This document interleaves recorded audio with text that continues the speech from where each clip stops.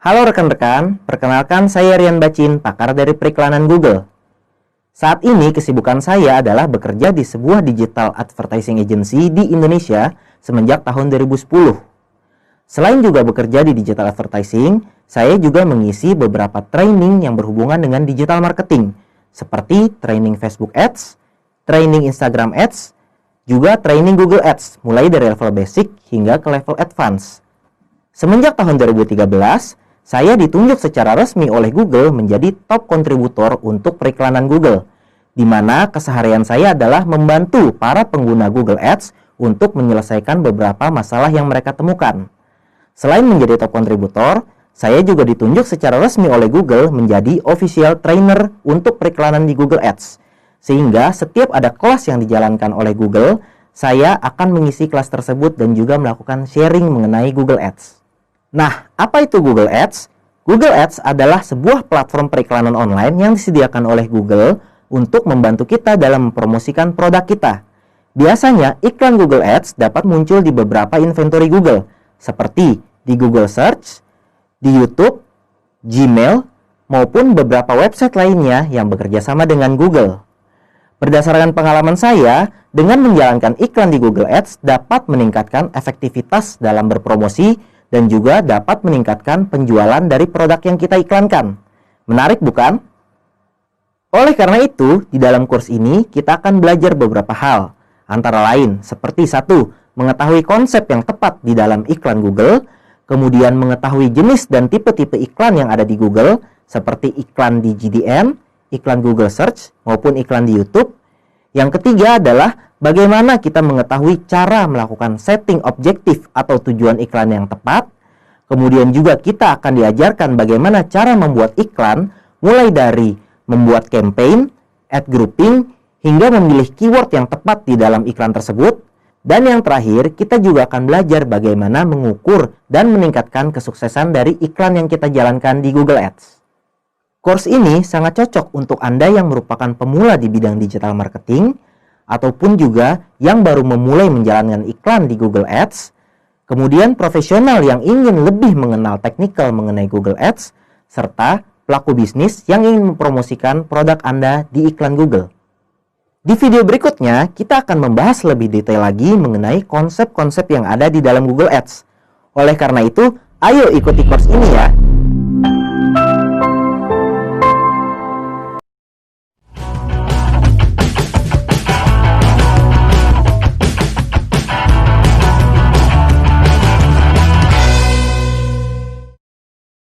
Halo rekan-rekan semua, kembali lagi bersama saya Rian Bacin, pakar periklanan Google atau Google Ads. Dan kali ini kita akan membahas mengenai alasan mengapa sih kita harus beriklan di Google Ads. Nah, sebelum lebih lanjut kita membahas alasan-alasan beriklan di Google Ads, saya mau cerita sedikit mengenai tren yang terjadi antara zaman dulu dengan zaman sekarang.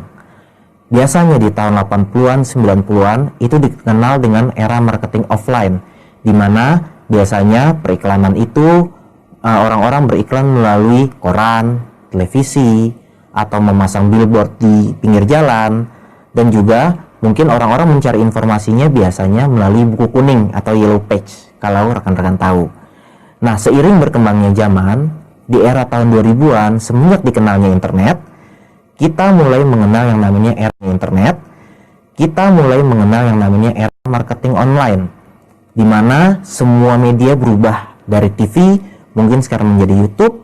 Orang baca berita dulu di koran atau majalah, mencari informasi sesuatu.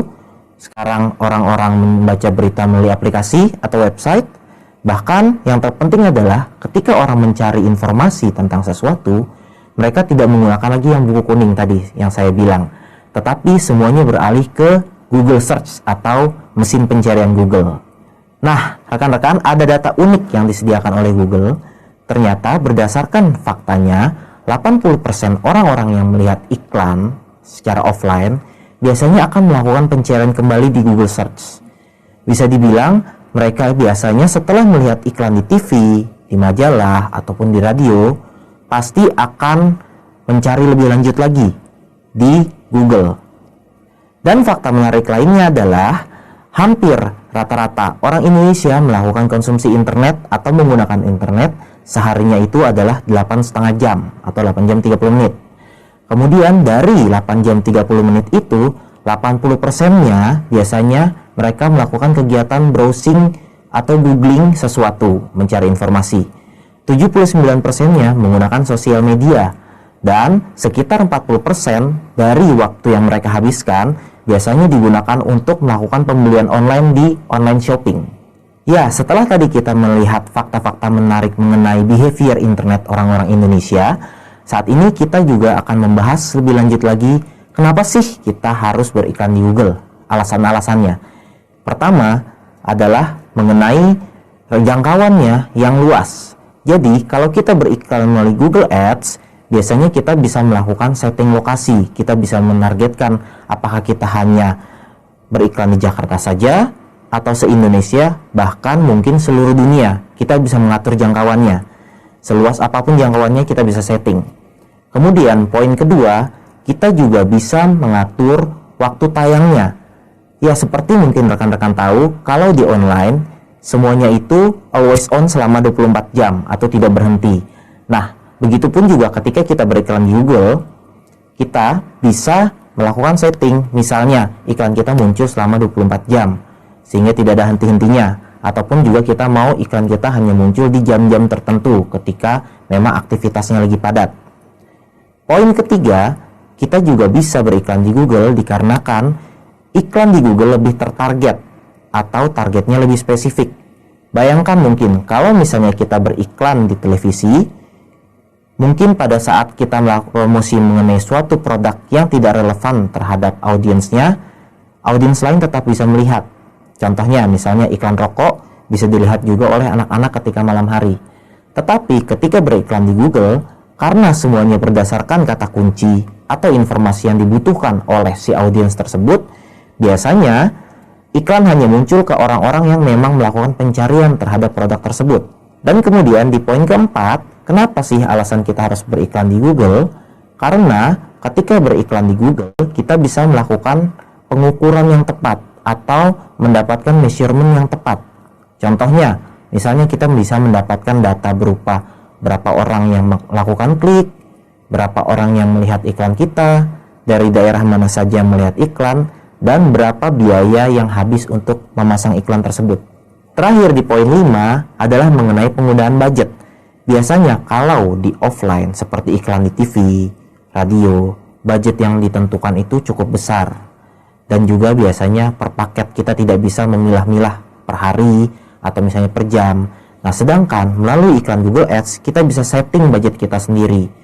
Misalnya rekan-rekan mempunyai usaha di bidang UKM yang hanya membutuhkan budget iklan sekitar 50.000 sehari, itu bisa dilakukan di Google Ads. Bahkan hingga yang nilainya jutaan sehari pun bisa dilakukan di Google Ads. Oke rekan-rekan, demikianlah pembahasan kita mengenai alasan beriklan di Google Ads.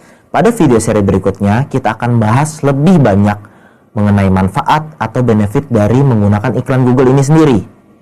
Mau tahu kelanjutannya? Yuk saksikan nanti di video berikutnya.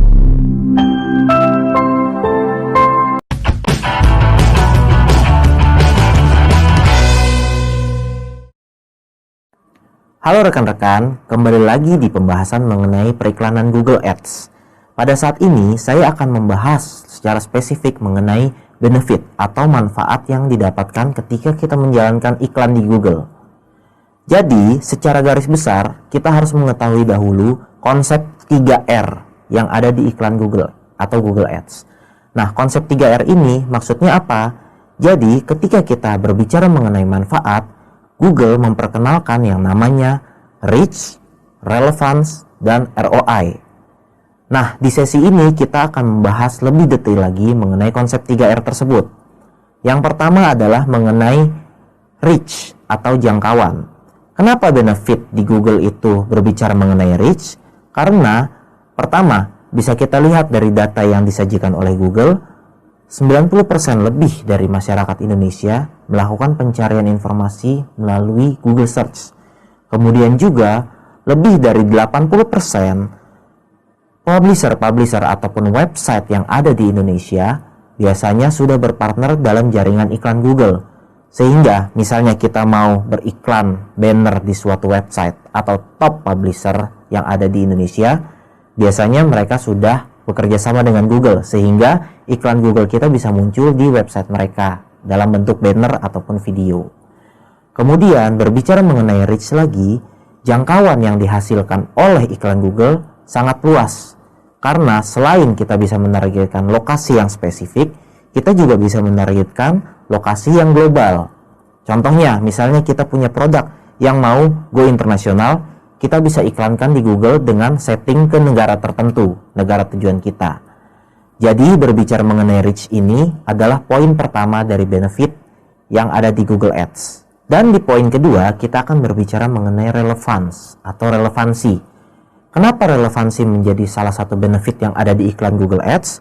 Dikarenakan iklan di Google Ads agak berbeda dengan iklan-iklan di tempat lain atau di media lain. Contohnya, kenapa saya bisa bilang lebih relevan? Karena ketika iklan itu muncul di Google Ads, biasanya muncul karena adanya pencarian akan suatu informasi. Contohnya, iklan sepatu akan muncul ketika orang melakukan pencarian mengenai kata kunci beli sepatu. Nah, berbeda dengan iklan di TV atau iklan di radio, di mana iklan itu muncul di mana saja, kapanpun, dan juga mungkin tidak tertarget orangnya. Mengenai relevansi sendiri, selain berbicara mengenai ketepatan iklan tersebut, kita juga berbicara mengenai target yang spesifik atau target yang jelas.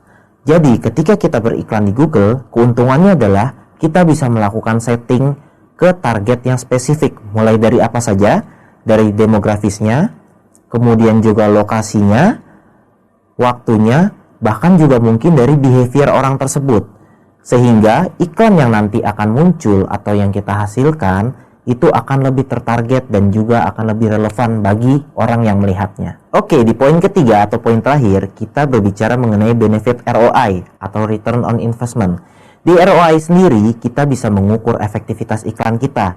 Jadi, ketika kita memasang suatu budget tertentu di Google Ads, kita dapat tahu tuh kurang lebih apa sih yang bisa kita dapatkan, berapa banyak produk yang kita jual, atau misalnya berapa revenue yang masuk dari periklanan tersebut. Nah, jadi intinya ketika kita berbicara mengenai ROI, kita berbicara mengenai efektivitas iklan. Efektivitas iklan dalam hal apa? Ya, misalnya bagaimana kita bisa mengalokasikan budget yang tepat untuk mendapatkan hasil yang sesuai dengan keinginan kita. Demikianlah pembahasan kita mengenai manfaat atau benefit dari Google Ads. Dan untuk di video seri berikutnya, kita akan membahas lebih dalam lagi mengenai tipe-tipe atau jenis-jenis iklan di Google. Mau tahu seperti apa saja? Nantikan di video berikutnya.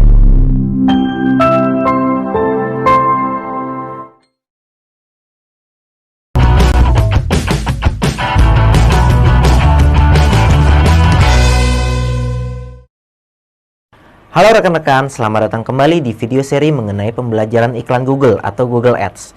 Di seri berikut ini, saya akan membahas lebih detail mengenai tipe-tipe atau jenis iklan yang ada di iklan Google. Nah, sebelum kita membahas lebih lanjut, pernah nggak sih rekan-rekan berpikir dalam sehari itu berapa kali rekan-rekan berhubungan atau bersentuhan dengan produk Google? Misalnya, melakukan atau pencarian informasi melalui Google Search. Kemudian mengecek email melalui Gmail, menonton suatu video melalui YouTube, atau bahkan melakukan seluruh kegiatan aktivitas handphone itu menggunakan mobile phone Android. Nah, bisa dibayangkan kan ya, jadi setiap harinya berapa kali kita berinteraksi dengan produk Google. Nah, di dalam produk Google tersebut, akhirnya kita bisa tahu bahwa ada beberapa jenis atau tipe iklan yang muncul di produk-produk Google tersebut. Nah, di video berikut ini saya akan jelaskan detail-detailnya. Oke rekan-rekan, pernah nggak sih rekan-rekan melihat iklan seperti ini?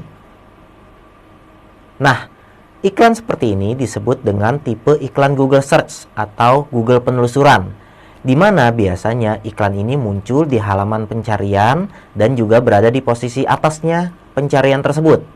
Bagaimana cara kerjanya? Biasanya cara kerja iklan Google Search sendiri menggunakan yang namanya kata kunci atau keyword, di mana contohnya saya sebagai pengiklan mengiklankan suatu produk. Ya, misal kita sebut adalah mengiklankan produk sepatu olahraga.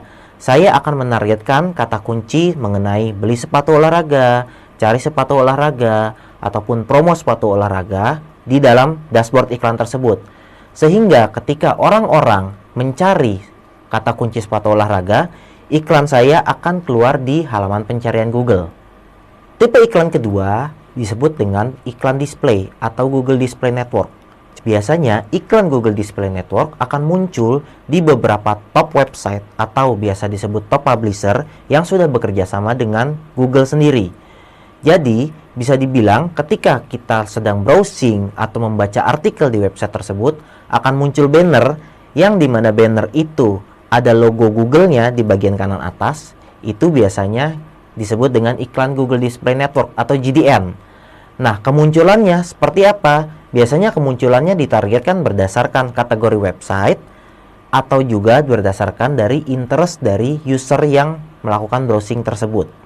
Nah, rekan-rekan, pernah nggak sih ketika rekan-rekan membuka Gmail, kemudian di bagian tab promotionnya ada satu message yang masuk yang sebenarnya rekan-rekan juga nggak pernah subscribe. Nah, sebenarnya model seperti ini bisa disebut dengan namanya Gmail Ads. Ya, jadi salah satu metode berpromosi di Google menggunakan platform Gmail, di mana cara kerjanya biasanya dari Google akan melihat konteks atau konten di dalam email kita, kemudian mencocokkan dengan produk iklan yang akan dijual oleh advertisernya. Contohnya, misalnya saya sedang membaca email berhubungan dengan traveling, kemudian ada satu iklan masuk di dalam Gmail Ads saya mengenai produk travel juga. Jadi, Google akan mencocokkan antara konten yang ada di email yang saya baca dengan juga produk kategori dari advertiser tersebut. Kurang lebih seperti itu. Tipe iklan keempat itu kita akan membahas mengenai video ads. Nah, video ads ini biasanya muncul di mana aja sih? Munculnya adalah di YouTube. Tipe iklan ini terbagi dua kategori lagi. Pertama adalah iklan yang bisa di-skip atau yang disebut dengan skippable. Biasanya ketika rekan-rekan melihat iklan ini dalam 5 detik pertama itu bisa di-skip. Kemudian yang kedua adalah tipe unskippable. Nah, tipe ini biasanya muncul kemudian kita tidak bisa skip atau harus ditonton sampai akhir. Pernah nggak sih rekan-rekan ketika lagi membuka suatu aplikasi di mobile phone, kemudian ada iklan pop-up muncul di aplikasi tersebut? Atau misalnya teman-teman lagi main game di mobile phone, untuk mendapatkan koin tambahannya harus nonton videonya dulu, video iklan. Nah, model iklan seperti itu juga ada di Google. Namanya kita kenal dengan Google Mobile Ads atau Universal Apps Campaign. Itu istilah lainnya. Jadi, model iklan ini biasanya munculnya hanya ada di mobile ads seperti Android ataupun di iPhone. Dan tipe iklan terakhir yang akan saya bahas, pernah ngeliat nggak sih rekan-rekan iklan seperti ini?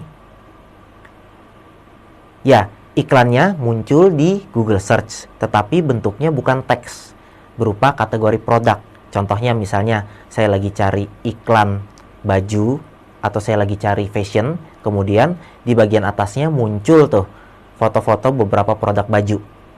Nah, iklan seperti ini disebut dengan tipe Google Shopping. Jadi ini adalah satu fitur baru dari Google, di mana kita sebagai pengiklan terutama e-commerce bisa menampilkan kategori atau katalog produk kita di Google Search. Oke rekan-rekan, jadi di video seri ini kita telah membahas mengenai 6 tipe iklan yang ada di Google Ads. Dan untuk di video seri berikutnya, kita akan membahas lebih dalam lagi mengenai bagaimana sih kita bisa menetapkan tujuan atau goals dalam menjalankan iklan di Google. Mau tahu lebih lengkapnya? Saksikan video seri berikutnya.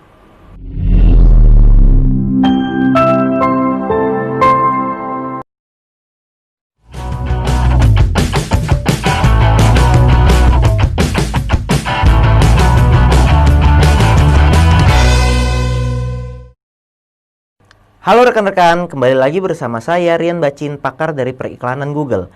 Di video seri sebelumnya, kita telah membahas mengenai tipe-tipe iklan di Google Ads, seperti Google Search, Google Display Network, video YouTube Ads, kemudian Gmail Ads, dan yang terakhir adalah periklanan di mobile apps. Nah, di video berikutnya kali ini, kita akan membahas mengenai bagaimana kita mengetahui tujuan beriklan atau melakukan set objektif dari iklan di Google Ads itu sendiri. Sebelum kita membahas lebih lanjut mengenai objektif dari beriklan di Google Ads, saya ingin bertanya sedikit kepada rekan-rekan. Apa sih sebenarnya keinginan rekan-rekan dalam menjalankan iklan Google Ads? Kemudian, faktor apa saja sih yang rekan-rekan ukur dalam mengukur kesuksesannya dari iklan Google Ads itu sendiri? Nah, secara umum, kita bisa melihat dalam beriklan di Google Ads ada 3 tujuan utamanya, yaitu pertama, meningkatkan traffic atau kunjungan ke dalam website. Yang kedua, yaitu meningkatkan jumlah leads atau jumlah orang yang melakukan registrasi ke dalam website kita. Dan yang ketiga, biasanya adalah meningkatkan jumlah penjualan atau juga sales dari produk yang kita jual di dalam website kita. Dari ketiga contoh tersebut, saya akan membahas lebih lanjut mengenai konsep dalam menentukan tujuan atau objektif dalam beriklan di Google Ads. Nah, konsep ini kita kenal dengan yang namanya funnel marketing, di mana funnel marketing ini biasanya terbagi atas 3 bagian besar, yaitu top of funnel atau kita sebut TOFU, kemudian middle of funnel kita sebut MOFU, dan bottom of funnel kita sebut BOFU. Ketiga funnel tersebut memiliki objektifnya masing-masing. Untuk lebih jelasnya, saya akan bahas mulai dari top of funnel. Untuk bagian paling atas atau top of funnel, kita biasanya mengenal objektif yang disebut dengan awareness, atau bahasa Indonesianya kesadaran akan suatu brand atau merek.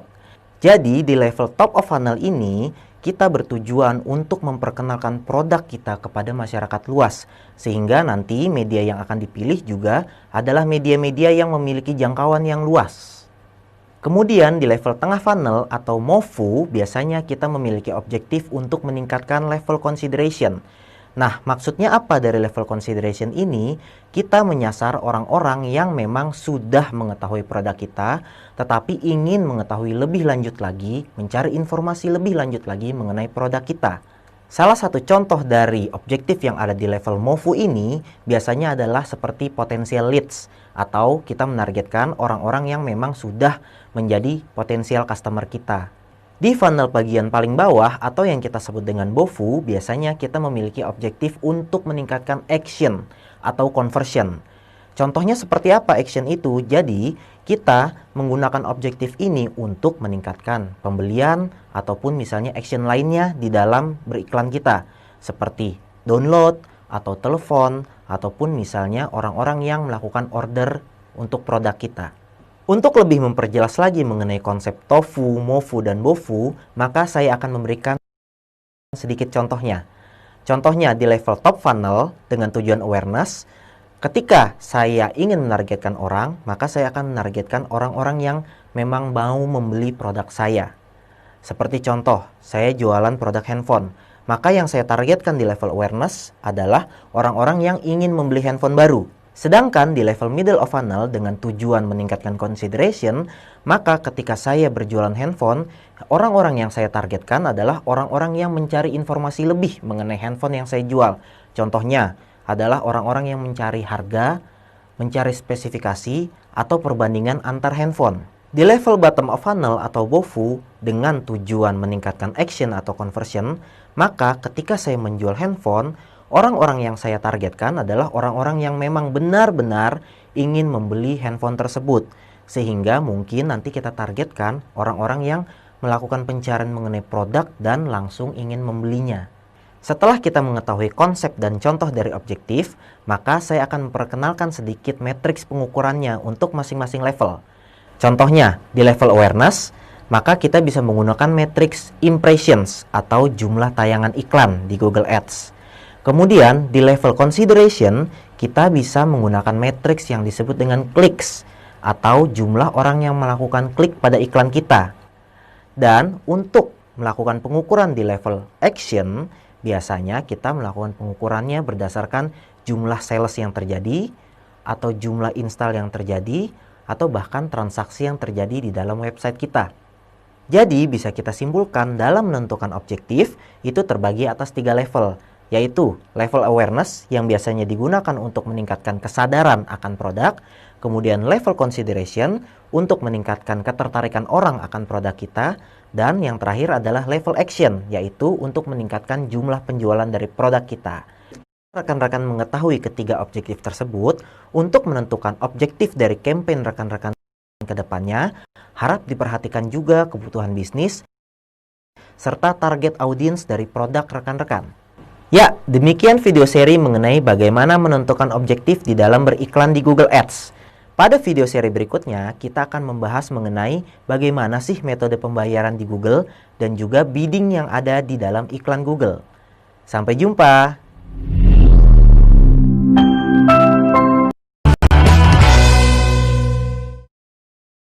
Halo rekan-rekan, kembali lagi bersama saya Rian Bacin, pakar iklan Google. Pada video seri sebelumnya, kita sudah membahas mengenai bagaimana menentukan objektif dari beriklan di Google. Nah, di video seri kali ini, saya akan membahas mengenai bagaimana metode pembayaran ataupun bidding yang dilakukan di iklan Google. Rekan-rekan, di dalam iklan Google Ads, kita mengenal 3 metode pembayaran, yaitu pertama, pembayaran berdasarkan klik, atau yang kita kenal dengan cost per click. Yang kedua, pembayaran berdasarkan jumlah tayang iklan atau yang kita kenal dengan cost per impression. Dan yang ketiga, pembayaran berdasarkan jumlah penjualan yang terjadi atau konversi yang terjadi, yang biasa kita sebut dengan cost per conversion atau cost per acquisition. Nah, di metode pembayaran pertama yang akan saya bahas adalah metode pembayaran dengan cara cost per click atau yang kita sebut dengan CPC. Di dalam metode pembayaran CPC ini, biasanya iklan kita hanya akan dibayarkan ketika ada orang yang melakukan klik kepada iklan kita. Sehingga apabila iklan hanya muncul tetapi tidak diklik, maka iklan tersebut masih gratis. Nah, di metode kedua, biasanya kita mengenal dengan yang namanya istilah cost per impression, tapi disingkatnya CPM. Kenapa CPM? Karena sebenarnya metode penagihannya dilakukan ketika iklan kita sudah tayang sebanyak 1000 kali, sehingga disebut dengan cost per mile impression. Jadi, kalau misalnya iklan kita tayang sebanyak 1000, Google baru akan menagihkan pembiayaannya kepada kita. Metode pembayaran terakhir kita kenal dengan istilah cost per acquisition atau cost per conversion, biasanya disingkat dengan CPA. Model CPA ini biasanya ditagihkan ketika terjadi sebuah konversi atau conversion. Contohnya, ketika misalnya iklan sudah dilihat, kemudian klik, dan terjadi pembelian dari iklan tersebut, maka Google baru akan menagihkan pembiayaannya kepada kita. Jadi, bagaimana sih cara memilih metode pembayaran yang tepat di Google Ads? Saya akan berikan sedikit tips dan triknya. Kalau rekan-rekan ingin meningkatkan jumlah tayangan iklan atau impressions di dalam iklan Google, maka saya sarankan untuk memilih metode cost per atau CPM. Jika tujuan dari beriklan rekan-rekan adalah meningkatkan jumlah kunjungan atau traffic ke dalam website, maka metode pembayaran yang sesuai adalah metode cost per click atau CPC. Dan yang terakhir, apabila rekan-rekan memiliki tujuan beriklan meningkatkan jumlah conversion ataupun penjualan, maka saya sarankan untuk memilih metode yang ketiga, yaitu cost per acquisition atau cost per conversion. Rekan-rekan, demikianlah video seri mengenai bagaimana memilih metode pembayaran di Google Ads.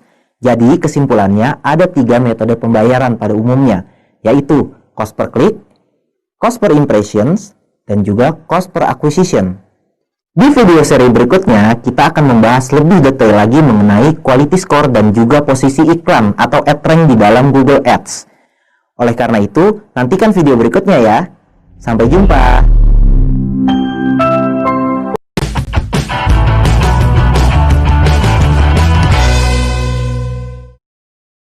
Halo rekan-rekan, kembali lagi bersama saya Rian Bacin, pakar dari iklan Google. Pada video seri sebelumnya, kita telah membahas mengenai metode pembayaran yang ada di Google Ads. Dan di video kali ini, kita akan membahas lebih detail lagi mengenai posisi iklan, ad rank, dan juga quality score. Untuk lebih lengkapnya, mungkin kita akan membahas mengenai posisi iklan terlebih dahulu. Pernahkah rekan-rekan melihat iklan di Google, kemudian melihat posisinya ada di posisi paling atas? Di paling atas pun ada posisi 1, posisi 2, dan posisi 3. Nah, itu semua disebut dengan posisi iklan. Biasanya, posisi iklan di Google itu ditentukan oleh yang namanya ad rank. Jadi, untuk memunculkan posisi iklan di posisi pertama, kedua, dan ketiga biasanya akan ditentukan oleh algoritma dari Google itu sendiri. Banyak yang bertanya pada saya bagaimana sih cara memunculkan posisi iklan di posisi pertama pada pencarian Google Search. Sebenarnya perlu rekan-rekan ketahui bahwa di posisi iklan Google Search itu tidak ada jaminan untuk muncul di posisi pertama. Karena pertama, posisi iklan di Google Search itu dinamis, jadi akan selalu berubah-berubah. Mungkin antara saya dengan rekan-rekan ketika melakukan pencarian kata kunci yang sama, hasil posisinya akan berbeda. Yang kedua, biasanya posisi iklan di Google itu ditentukan oleh bidding yang dilakukan secara real time. Dan yang ketiga, biasanya untuk menentukan posisi mana yang lebih tinggi, ada beberapa faktor yang disebut juga dengan ad rank. Jadi, apa sih ad rank itu? Pertama-tama, mari kita berkenalan dengan ad rank. Ad rank adalah suatu sistem yang diperkenalkan oleh Google untuk menentukan posisi iklan kita. Di dalam ad rank sendiri, itu terdapat 3 komponen utama untuk menilai sebuah ad rank itu bagus atau jeleknya. 1. Bidding, kedua, quality score, dan yang ketiga adalah ekstensi iklan atau ad extension. Untuk yang pertama, saya akan bahas mengenai komponen bidding. Pengertian bidding ataupun maksimum bidding adalah harga maksimum yang dibayarkan ketika iklan kita muncul dan diklik. Komponen kedua dari ad rank adalah quality score. Quality score merupakan nilai yang diberikan oleh Google dengan melihat beberapa faktor. Antara lain, pertama, historical dari CTR kita, kemudian yang kedua adalah relevansi iklan kita, dan yang ketiga adalah kualitas dari landing page. Quality score sendiri memiliki nilai 1-10, di mana nilai 1 yang paling buruk dan 10 yang paling baik. Dari ketiga faktor quality score tersebut, saya akan membahas satu persatu, yaitu pertama mengenai historical CTR. Apa sih historical CTR itu? Jadi, ketika kita menjalankan iklan di Google, biasanya kita mempunyai benchmark yang disebut dengan CTR atau click-through rate. Hal ini akan dibahas lebih lanjut nantinya. Nah, untuk menentukan quality score tinggi atau tidaknya, biasanya kita harus memiliki CTR yang tinggi pula ketika menjalankan iklan di Google. Kemudian, faktor kedua selain CTR adalah ads relevansi atau relevansi iklan. Jadi, ketika kita menjalankan iklan Google, kita juga harus memperhatikan apakah kata kunci yang kita gunakan itu sesuai dengan teks iklan yang kita gunakan dan juga sesuai dengan konten yang ada di dalam landing page. Contohnya, misalnya saya berjualan sepatu tenis, maka kata kunci yang harus saya gunakan adalah sepatu tenis. Kemudian, iklan saya harus mengandung konten yang berhubungan dengan sepatu tenis. Kemudian lagi, untuk di landing page saya, maka produk sepatu tenis harus ada di dalam landing page tersebut. Dan hal yang ketiga untuk menentukan quality score itu bagus atau tidak adalah kualitas landing page. Jadi, kita bisa lihat nih, contohnya, apakah landing page kita itu cepat atau lambat loading time-nya, terus di dalamnya itu kontennya itu sesuai atau tidak, menggunakan banyak image atau tidak. Hal tersebut sangat berpengaruh pada kualitas dari landing page kita. Kembali lagi kepada komponen ketiga dari ad rank, yaitu penggunaan ekstensi iklan atau disebut juga ads extension. Nah, untuk detail mengenai ad extension ini nanti akan dibahas di video seri berikutnya. Setelah kita mengenal komponen dari ad rank, maka kali ini saya akan memberikan sedikit contoh perhitungan bagaimana posisi iklan ditentukan dari ad rank. Sebagai contoh, ada 3 perusahaan yang beriklan di Google Ads, yaitu perusahaan A, B, dan C. Untuk perusahaan A, mereka memasang maksimum biddingnya sebesar Rp1.000 dan Google memberikan nilai quality score sebesar 5. Untuk perusahaan B, mereka memasang maksimum biddingnya sebesar Rp2.000 dan Google memberikan quality score sebesar 8. Dan untuk perusahaan C, mereka memberikan maksimum biddingnya adalah sebesar Rp3.000, sedangkan Google memberikan nilai quality score sebesar 2. Bagaimanakah ad rank ditentukan dari formula ini? Pertama, perusahaan A, maka dari maksimum bidding yang diberikan dikali dengan quality score, yaitu 1000 dikali 5, sehingga sebesar 5000 untuk ad rank-nya. Untuk perusahaan B, karena memiliki maksimum bidding 2000 dan quality score 8, maka 2000 dikali 8, sehingga ad rank-nya menjadi 16000.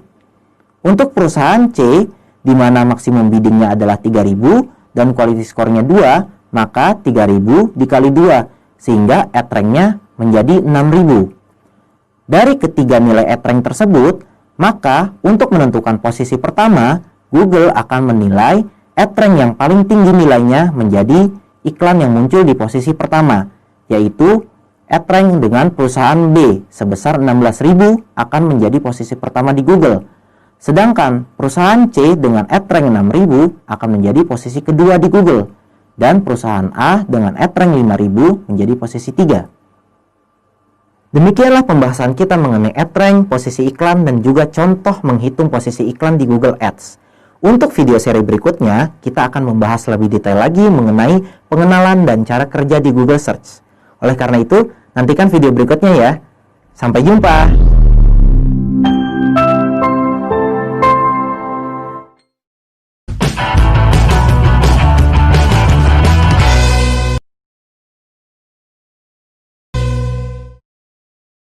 Halo rekan-rekan, kembali lagi bersama saya Rian Bacin, pakar dari periklanan Google. Pada video seri sebelumnya, kita telah membahas mengenai konsep iklan di Google Ads, seperti bidding, posisi iklan, dan juga quality score. Nah, untuk video seri kali ini, kita akan membahas lebih detail lagi mengenai periklanan di Google Search. Seperti apa periklanan di Google Search? Kita akan bahas berikut ini. Periklanan di Google Search merupakan platform iklan yang diberikan oleh Google agar kita bisa memunculkan iklan kita melalui mesin pencarian Google. Biasanya, iklan muncul berdasarkan trigger dari keyword atau kata kunci. Dan kemudian, iklan biasanya muncul berada pada posisi atas atau bagian paling bawah dari pencarian Google itu sendiri. Contoh dari iklan Google Search sendiri seperti ini. Misalnya, saya memiliki kebutuhan untuk mengikuti kursus bahasa Inggris. Kemudian saya melakukan pencarian di Google Search. Ketika saya mengetikkan kursus bahasa Inggris, kemudian di bagian teratas atau bagian paling bawah dari Google Search itu sendiri, muncul iklan mengenai kursus bahasa Inggris online. Biasanya iklannya ditandai dengan tanda Ads by Google atau iklan oleh Google. Kegunaan dari iklan Google Search sendiri biasanya digunakan untuk membantu meningkatkan konversi ke dalam website kita. Kalau misalnya kita balik lagi ke materi sebelumnya mengenai funnel marketing, kita mengenal yang namanya bottom of funnel atau WOFU, di mana objektifnya adalah conversion. Nah, di saat inilah yang tepat untuk menggunakan Google Search untuk menjawab kebutuhan akan konversi tersebut. Ketika kita berbicara mengenai iklan di Google Search, ada dua elemen yang harus kita ketahui. Pertama adalah keyword atau kata kunci. Dan yang kedua adalah text ad atau teks iklan. Keyword sendiri berfungsi sebagai trigger untuk memunculkan iklan kita atau memunculkan teks ad kita di Google Search. Sementara teks iklan adalah iklan yang muncul di halaman pencarian Google. Jadi, ketika kita mencarikan suatu kata kunci, kemudian iklannya muncul, nah, yang iklan muncul itu disebut dengan nama teks iklan atau text ads. Kemudian, text ad sendiri memiliki format khusus, yaitu terdiri dari headline, description line, display URL, dan juga path. Untuk lebih jelasnya, bisa dilihat di gambar berikut. Sekarang, saya akan membahas mengenai keunggulan dan juga kelemahan dari iklan Google Search dibandingkan iklan Google lainnya. Untuk keunggulannya, pertama, iklan Google Search lebih tertarget dikarenakan iklan hanya muncul ketika orang melakukan pencarian kata kunci. Yang kedua, biasanya kita tidak memerlukan kreatif banner ataupun desain karena sifat iklannya hanya berupa teks iklan saja. Dan yang ketiga, keunggulannya adalah iklan Google Search sangat bagus untuk digunakan dalam meningkatkan konversi atau penjualan produk kita. Sedangkan kelemahan dari iklan Google Search antara lain sebagai berikut. Pertama, iklannya jangkauannya lebih kecil. Dikarenakan biasanya iklan hanya muncul ketika orang melakukan pencarian di kata kuncinya. Kemudian yang kedua, biasanya harga cost per klik atau CPC-nya lebih mahal dibandingkan iklan Google lainnya. Karena kompetisi yang cukup tinggi ada di dalam Google Search. Dan yang ketiga, biasanya iklan di Google Search sendiri memiliki polisi ataupun regulasi yang cukup ketat. Dikarenakan Google sangat mengatur dengan ketat cara-cara dan metode penulisan di dalam iklan Google Search. Oke rekan-rekan, demikianlah video seri mengenai pengenalan iklan Google Search. Di video seri berikutnya, kita akan lebih dalam lagi membahas apa yang ada di dalam iklan Google Search, yaitu pengenalan akan kata kunci atau keyword. Kita juga akan membahas mengenai bagaimana cara memilih kata kunci yang tepat untuk beriklan di Google. Terima kasih.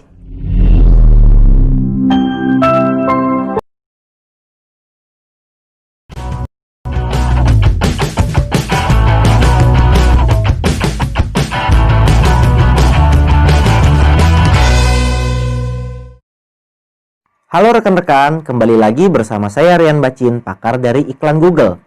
Pada video seri sebelumnya, kita sudah membahas mengenai iklan Google Search. Dan salah satu elemen dari iklan Google Search adalah keyword atau kata kunci yang berfungsi sebagai trigger untuk memunculkan iklan. Nah, pada video seri kali ini, saya akan membahas lebih detail lagi mengenai kata kunci, yaitu tipe-tipe kata kuncinya, dan juga bagaimana sih cara memilih kata kunci yang tepat untuk iklan kita. Banyak dari rekan-rekan yang mungkin ketika menjalankan iklan di Google bingung dalam memilih kata kuncinya atau keyword. Mungkin ada yang bingung apa saja sih kata kunci yang harus saya pakai, apakah kata kunci itu tepat dengan produk yang saya jual, atau juga apakah kata kunci itu dapat membawa konversi kepada produk saya. Nah, di sini saya akan sedikit membagikan metodenya. Biasanya, ketika saya membuat kata kunci, saya memiliki satu metode yang disebut dengan tabel kategori keyword. Biasanya, saya akan membuat di Excel sebuah tabel yang berisikan 4 kolom. Kolom pertama biasanya saya kategorikan sebagai brand keyword. Kolom kedua sebagai generic keyword. Kolom ketiga sebagai competitor keyword. Dan kolom keempat sebagai related keyword. Nah, di setiap kolom tersebut, saya akan menentukan keyword yang akan saya pakai masing-masing sesuai dengan produk yang saya jual. Jadi, sebagai contoh, saya ingin mempromosikan sebuah jasa catering yang bernama Catering Ibu Gembira. Nah, tadi saya sudah membuat tabel kategori keyword terdiri dari 4 kolom. Sekarang, saya akan memasukkan kata kunci dari setiap kolom tersebut sesuai dengan kategorinya. Untuk brand keyword, biasanya saya akan memasukkan kata kunci yang berhubungan dengan nama perusahaan kita ataupun juga produk yang kita jual. Contohnya di sini saya masukkan catering Ibu Gembira, rumah makan Ibu Gembira, makanan Ibu Gembira, dan order catering Ibu Gembira. Itu semua berada dalam satu kolom brand keyword. Kemudian di kolom kedua, saya menargetkan generic keyword. Maksud dari generic keyword adalah kata kunci yang memiliki relevansi dengan produk saya. Contohnya, di sini saya akan memasukkan pesan catering online, pesan catering Jakarta, order catering, dan juga menu catering. Pada kolom ketiga, yaitu kolom competitor keyword, saya akan mencari beberapa kata kunci dari kompetitor yang sesuai dengan perusahaan atau produk yang saya promosikan. Contohnya, untuk di catering Ibu Gembira ini, saya memasukkan catering Pak Salman, catering Bu Happy, catering Mbah Mirjo, dan juga order catering Mang Ita sebagai kata kunci kompetitor. Dan di kolom terakhir, yaitu kategori related keyword, di sini saya akan menargetkan kata kunci yang tidak secara langsung berhubungan dengan produk yang saya jual, tetapi sedikit banyak memiliki hubungan. Contohnya, misalnya untuk perusahaan catering ini, saya akan menargetkan di related keyword kata kunci seperti acara pernikahan, acara hitanan, wedding organizer, dan juga perayaan ulang tahun kantor. Demikianlah cara saya dalam menentukan kata kunci yang tepat untuk produk saya, yaitu menggunakan metode tabel kategori keyword. Kemudian di metode kedua ini, saya akan membahas sedikit tools yang disebut dengan keyword planner. Keyword planner sendiri biasanya disediakan oleh Google untuk kita gunakan sebagai bahan research ataupun juga bahan pertimbangan kita dalam menentukan kata kunci. Berikut tampilannya. Jadi, untuk menggunakan tools keyword planner, kita harus memiliki akun Google Ads terlebih dahulu. Setelah login dan masuk ke dalam dashboard Google Ads, kita bisa lihat pada bagian kanan atas, bagian tools dan setting, dan kita melihat ke bagian tabel planning. Di sini kita bisa klik keyword planner. Kemudian kita akan diarahkan ke halaman keyword planner. Di bagian keyword planner terbagi dua kategori, yaitu Discover New Keywords dan Get Search Volume and Forecast. Kita pilih Discover New Keywords untuk mendapatkan kata kunci baru. Dan setelah itu akan diarahkan kedua pilihan lagi, Start with Keywords ataupun Start with Website. Apabila kita ragu dalam menentukan keyword, kita bisa menggunakan Start with Website, di mana kita bisa masukkan URL dari website kita itu sendiri. Tapi kalau misalnya kita ingin mendapatkan keyword secara manual, kita bisa menggunakan Start with Keywords. Kita bisa masukkan beberapa kategori produk kita ataupun kata kunci yang ingin kita targetkan. Dalam hal ini adalah catering Ibu Gembira. Saya akan masukkan seperti berikut.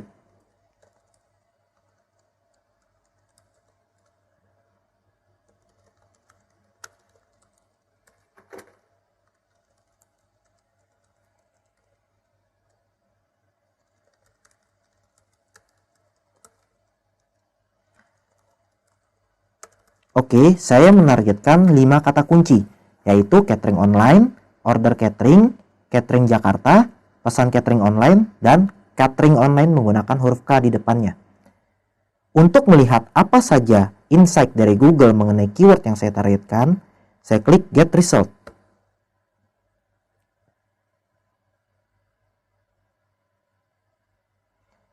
Ya, kemudian Google akan menampilkan kurang lebih data keyword yang saya targetkan tadi.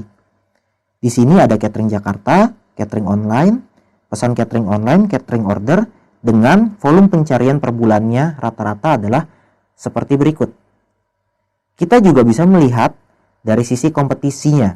Kompetisi ini berbicara berapa banyak pengiklan lain yang menggunakan kata kunci tersebut.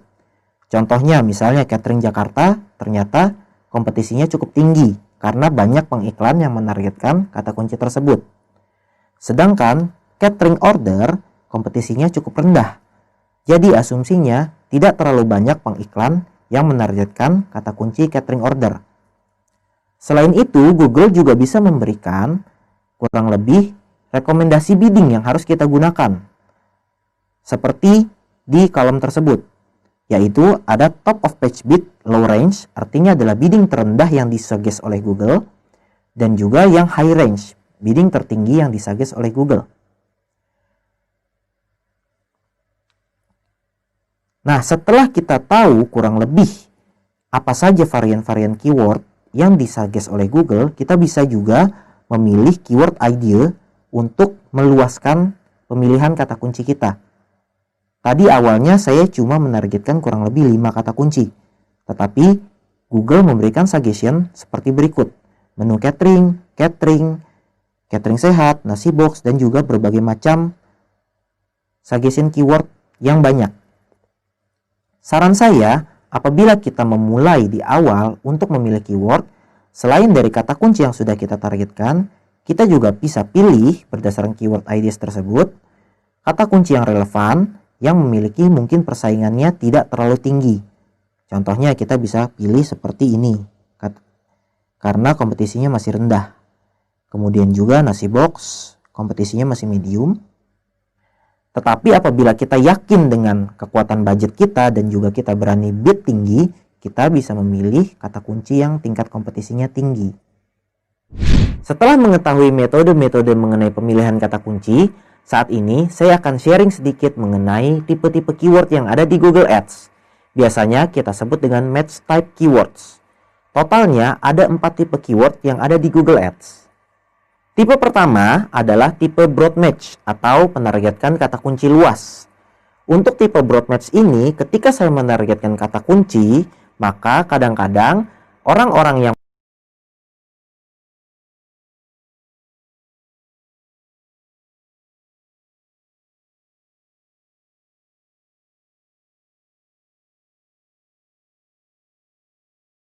melakukan pencarian dengan kata kunci yang mirip atau sinonim dengan kata kunci yang saya targetkan akan juga bisa melihat iklan saya. Contohnya, saya menargetkan kata kunci toko bunga. Ketika orang-orang melakukan pencarian mengenai toko bunga Jakarta, florist Jakarta, cari toko bunga, ataupun toko florist, maka iklan saya bisa muncul. Tipe Kata kunci kedua adalah phrase match atau tipe frase. Untuk tipe frase ini biasanya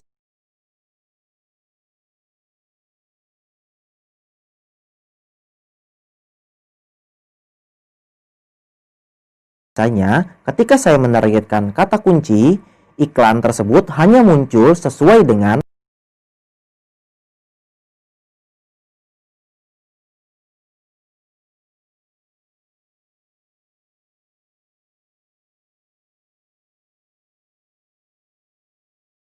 kata kunci yang saya targetkan, atau bisa juga ada tambahan di depan atau belakang kata kunci yang saya targetkan. Contohnya, ketika saya menargetkan kata kunci toko bunga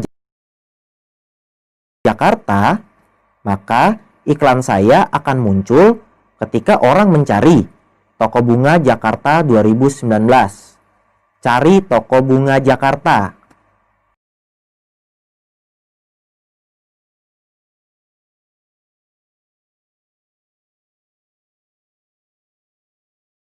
Menemukan toko bunga Jakarta. Iklan saya akan muncul. Tetapi ketika orang mencari toko bunga di Jakarta atau toko floris bunga Jakarta, iklan saya tidak akan muncul karena keseluruhan kata kunci saya toko bunga Jakarta itu harus menjadi suatu kesatuan. Hanya saja bisa ditambahkan belakangnya atau depannya. Tipe kata kunci ketiga disebut dengan exact match keyword, di mana exact match keyword ini hanya memunculkan iklan persis tepat sesuai dengan kata kunci yang saya targetkan.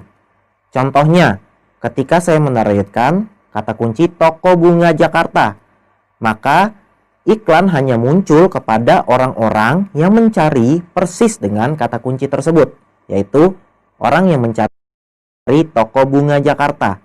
Sedangkan ketika orang lain mencari toko bunga Jakarta Barat, toko bunga Jakarta online, atau toko kembang Jakarta, iklan tidak akan muncul. Tipe kata kunci keempat adalah tipe negatif keyword, di mana tipe negatif keyword ini berfungsi untuk meniadakan iklan kita ketika orang-orang melakukan pencarian kata kunci yang negatif tersebut. Contohnya, saya melakukan atau memasang negatif keyword untuk kata kunci penipuan pada produk toko bunga saya. Nah, ketika ada orang yang mencari kata kunci penipuan toko bunga atau toko bunga penipuan di Jakarta, maka iklan saya tidak akan muncul. Dikarenakan Google melihat kata kunci penipuan tersebut sebagai negatif keyword, sehingga Google tidak akan memunculkan iklan. Demikianlah rekan-rekan video seri kita mengenai bagaimana menetapkan keyword yang tepat dan juga menentukan tipe-tipe keyword yang ada di Google Ads. Nah, untuk video seri berikutnya, saya akan membahas lebih lanjut mengenai bagaimana structuring campaign di dalam Google Ads. Mau tahu lebih lanjutnya? Nantikan video seri berikutnya. Sampai jumpa!